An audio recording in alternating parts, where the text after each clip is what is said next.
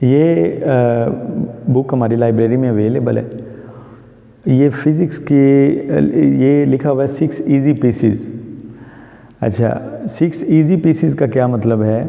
6 easy pieces का मतलब है 6 फ़िज़िक्स के आसान कॉन्सेप्ट्स। ये आप सबको पढ़नी चाहिए। ये इसलिए पढ़नी चाहिए कि ये समझें कि बच्चों के लिए लिखी गई है, और ये जिसने लिखी है वो बहुत बड़े साइंटिस्ट थे फ़िज़िक्स के। इनका नाम था रिचर्ड फाइनमैन। रिचर्ड फाइनमैन जो हैं ये 1960 और 70-80 की दहाई में अमेरिकन फ़िज़िक्स के साइंसदान थे, फिज़िसिस्ट कहते हैं इन्हें, ठीक है। इन्हें नोबेल प्राइज़ भी मिला हुआ है फ़िज़िक्स के अंदर, 1965 में आई थिंक मिला इन्हें। और इसके अलावा ये बहुत बड़े टीचर थे, बड़े बाकमाल फ़िज़िक्स के, इतने बाकमाल टीचर थे कि आम लोग भी इनकी फ़िज़िक्स की क्लास पढ़ने आते थे। मसलन आप तो फ़िज़िक्स के स्टूडेंट हैं और आप पढ़ने आए हैं, आम लोग भी इतने ये ज़बरदस्त किस्म के टीचर थे फ़िज़िक्स के। फाइनमैन साइंटिस्ट भी थे, इन्होंने किताबें भी लिखी हैं, और ये किताब उन्होंने बच्चों के लिए लिखी है। जैसे फ़र्स्ट ईयर और सेकंड ईयर के फ़िज़िक्स के बच्चे हैं जिनको बिल्कुल इस फील्ड में आना चाहते हैं लेकिन उनको नॉलेज नहीं है, इतना ज़्यादा कॉन्सेप्ट नहीं है। इस किताब में कोई इक्वेशन नहीं है किसी किस्म की ना, सिर्फ थ्योरी है। थ्योरी से मुझे पता है आप भागते हैं सारे, लेकिन इसका फ़ायदा बड़ा है। इसका फ़ायदा ये है कि एक तो आपको एक नए तरीके से वो कॉन्सेप्ट समझने में हेल्प होगी। जो कॉन्सेप्ट आपकी बुक में लिखे हुए हैं शायद वो मुश्किल अंदाज में हो।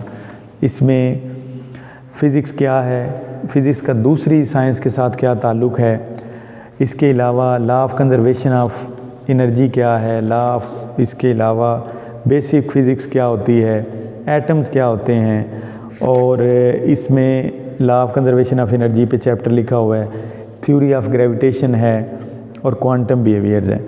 क्वांटम के कुछ ना कुछ टॉपिक सेकंड ईयर में हम पढ़ेंगे, तो ये उनकी बेसिक्स यहाँ पे दी गई है। हमें किताबें पढ़ने का शौक़ नहीं है, लेकिन अमेरिका में और यूरोप में लोगों को किताबें पढ़ने का शौक़ है।